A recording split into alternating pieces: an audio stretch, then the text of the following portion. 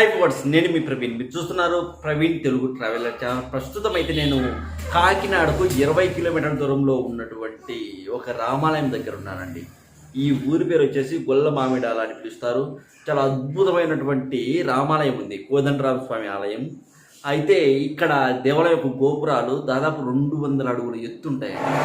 అయితే ఈ దేవాలయం ఎవరు కట్టించారు ఇవన్నీ కూడా ఈ వీడియోలో క్లియర్గా చెప్తాను, చూపిస్తాను కూడా.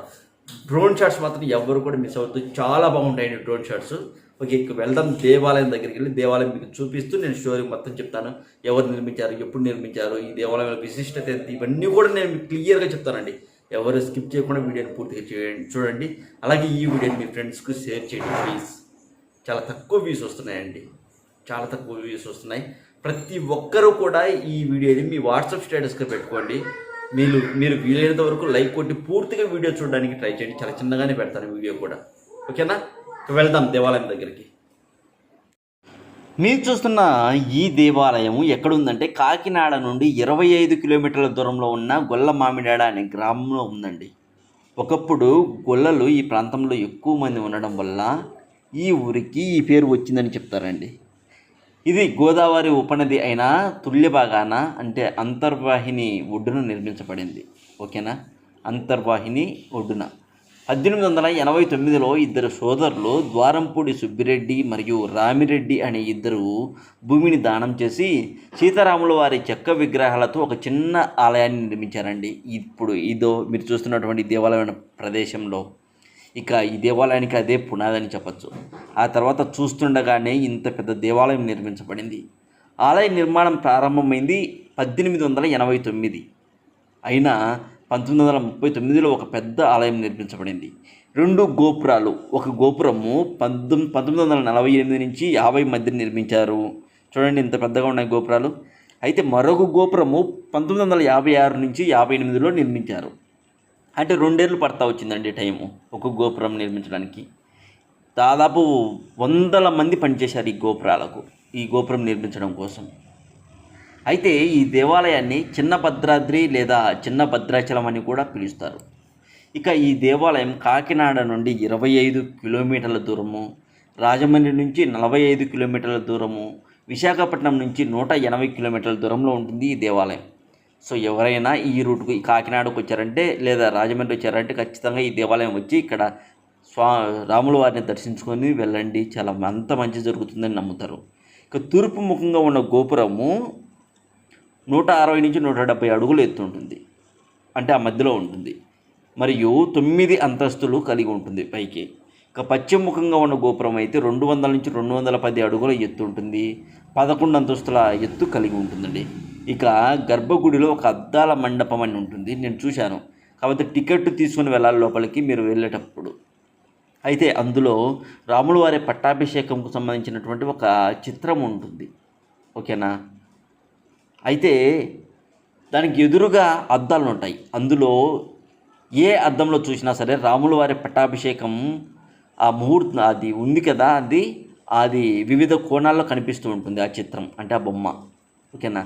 అంటే ఒక పెద్ద అది విగ్రహాలతో తయారు చేశారు, మరి ఏంటో నన్ను పూర్తిగా నేను గమనించలేదు, కానీ ఏ అద్దంలో చూసినా అది కనిపిస్తుంటుంది. వివిధ డిఫరెంట్గా కనిపిస్తుంటుంది. ఒక దాంట్లో కేవలం హనుమాన్ మాత్రమే కనిపించడం, మరో దాంట్లో అమ్మవారు సీతమ్మవారే కనిపించడం, మరొక దాంట్లో సీతారాములు కనిపించడం, అలాగే మరొక దాంట్లో ముగ్గురు కలిసి లక్ష్మణ్ వారు సీతమ్మవారు రాముల వారు ముగ్గురు కనిపించడం, ఇలా డిఫరెంట్గా ఉంటుంది. ఒక్కొక్క దాంట్లో అయితే ఒక్కొక్క అద్దంలో మనమే చిన్నగా కనిపిస్తాం, అంటే మరుగుజ్జుల్లా కనిపిస్తూ ఉంటాం. చూడడానికి చాలా డిఫరెంట్గా ఉందండి. ఒకసారి చూడవచ్చు, బాగా ఎంజాయ్ చేయొచ్చు.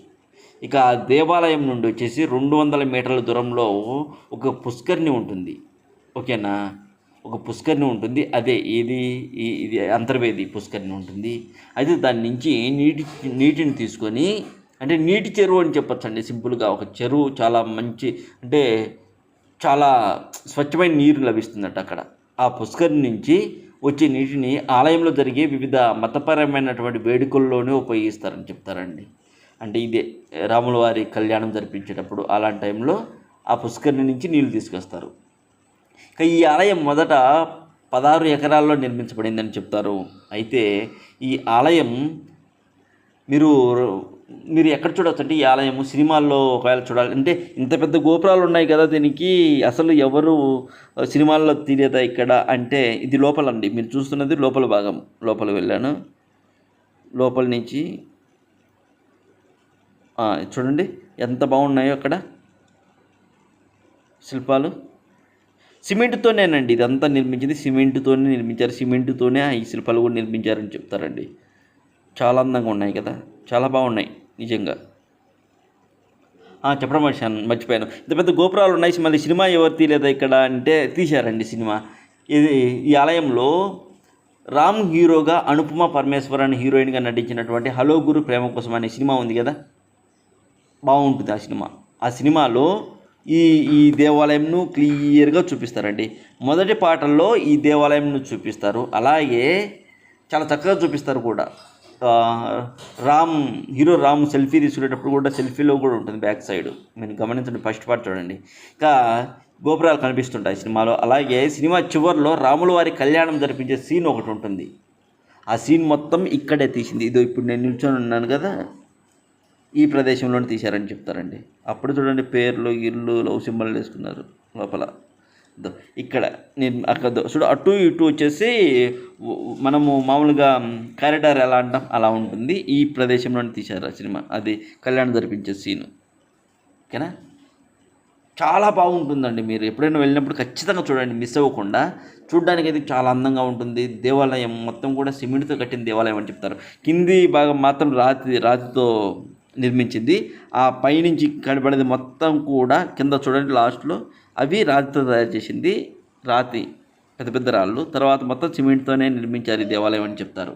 చాలా బాగుంటుంది చూడడానికి. మీరు ఎప్పుడైనా కాకినాడ కానీ రాజమండ్రి వచ్చినప్పుడు ఖచ్చితంగా దర్శించండి ఈ దేవాలయం.